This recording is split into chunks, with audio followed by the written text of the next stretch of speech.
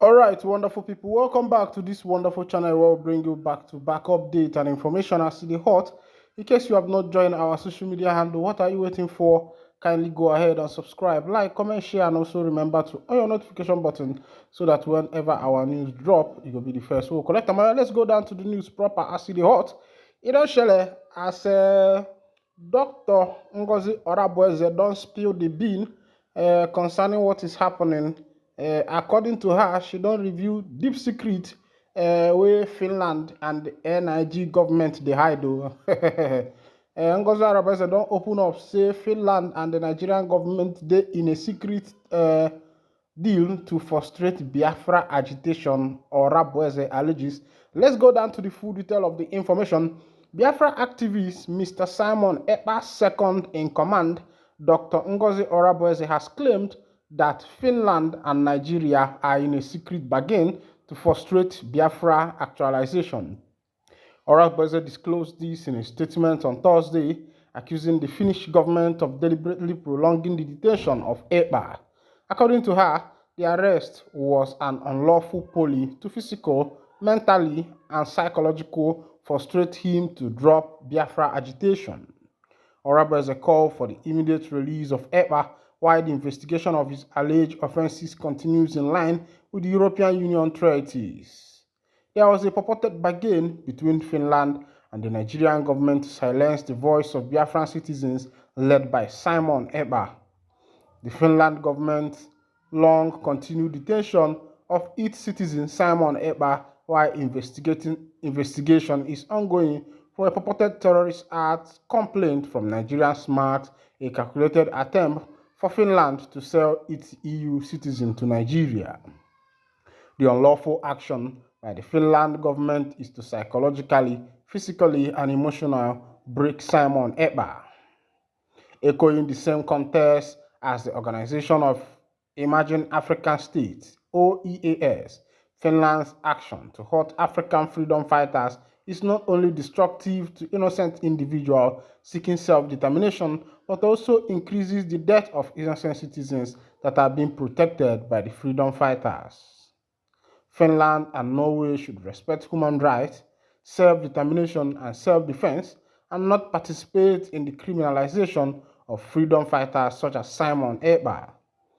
He should be released while their investigation continues.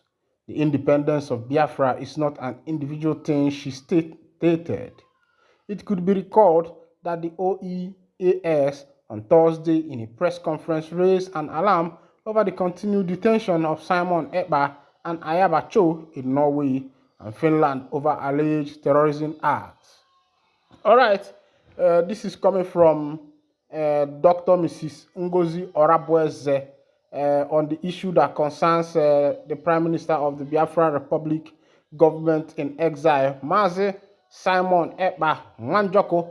According to Dr. Orabueze, she has alleged that the Finnish government and the NIG government are in a secret deal to frustrate the Biafra freedom fighters. Of course, you know that Simon Ekpa was arrested in Finland on November 2024. That was towards the ending of November, either around the 10th or thereabout. No, yes, or thereabout.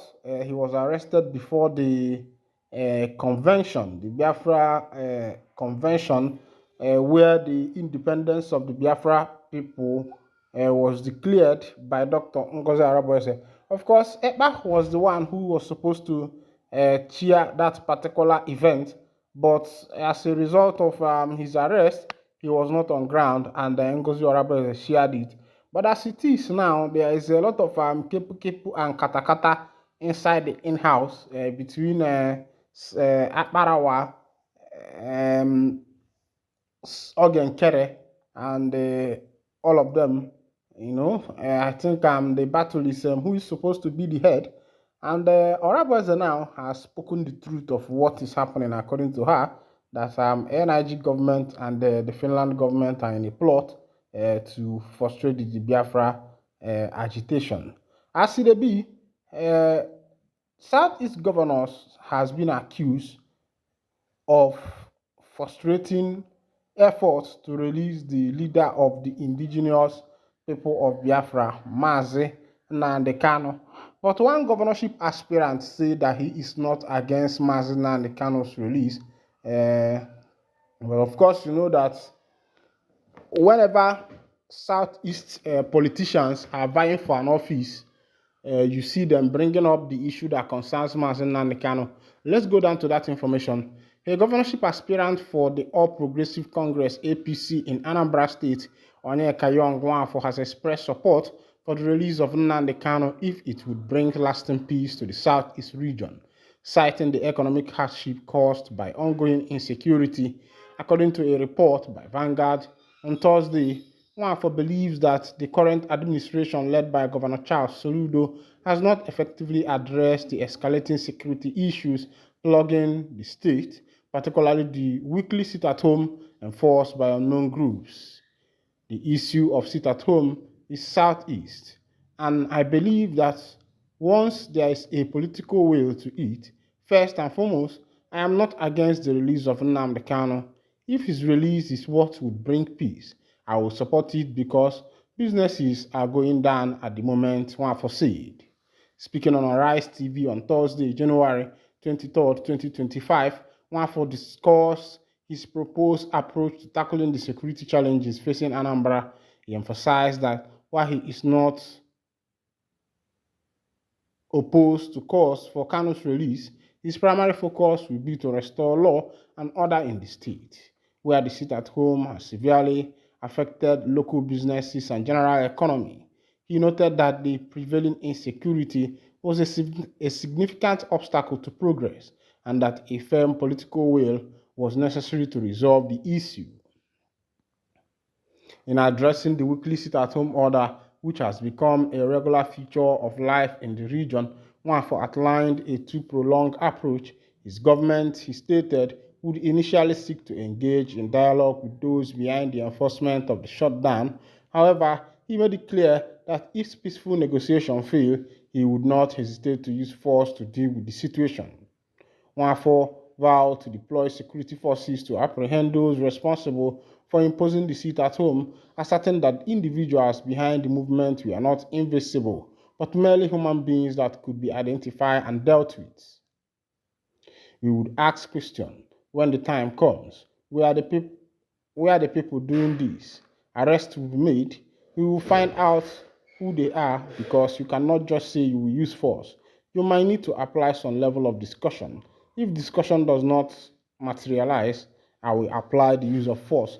All right, this is coming from a governorship aspirant of the All Progressive Congress, Mr. Nwafor. He said for him that releasing Kanu for him would not be an issue. And if that is going to bring a lasting peace in the southeastern part of Nigeria, he said he will make sure that that is done.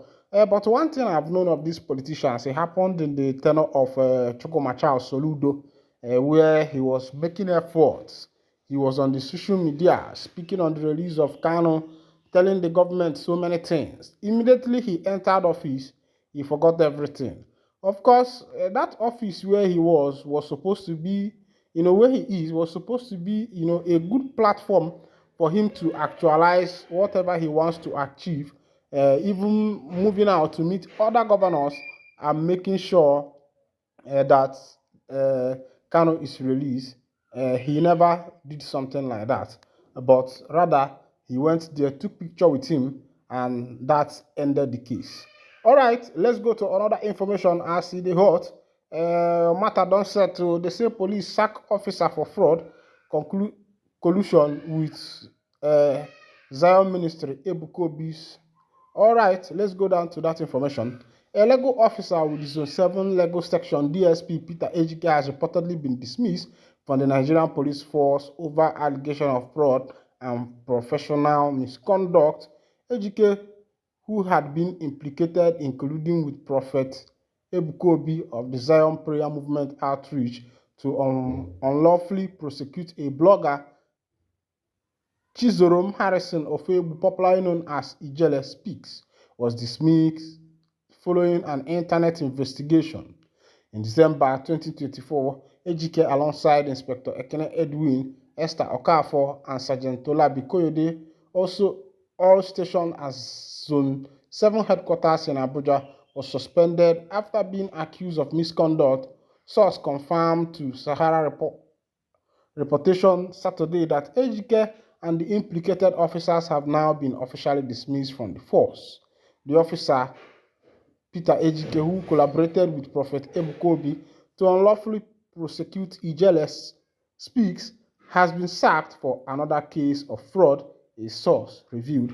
All right, you know that one thing leads to another, and most of these policemen does not know that this office is not your father's house, and one day you will end in office. They know they carry government work for head, and if you work, you live for others. For this man now, what did they talk about? We follow oppress Ijele Speak because he made a video and carried what is it called of Ebuko B. And another thing I was thinking that these pastors are supposed to be Christ-like. Even though I'm not against anybody, but the Bible made us to know that if they slap you on this ear, you turn the other one for them and let them slap you another one. And that was what Christ, championed. Even when the Pharisees flogged him, he said that he had the power to call down 12,000 legions of angels, but he still maintained his peace. So I don't know why these pastors, once you call their name in one or two things, you see them trying to intimidate you with police. Why not take it to God? Why are you calling police? Even the Bible encourages that we should not go to the law with one another. All right, this is where I'll be winding down the curtain. And if this is your first time of joining us, kindly go ahead and subscribe, like, comment, and share. Thank you for listening. God bless you.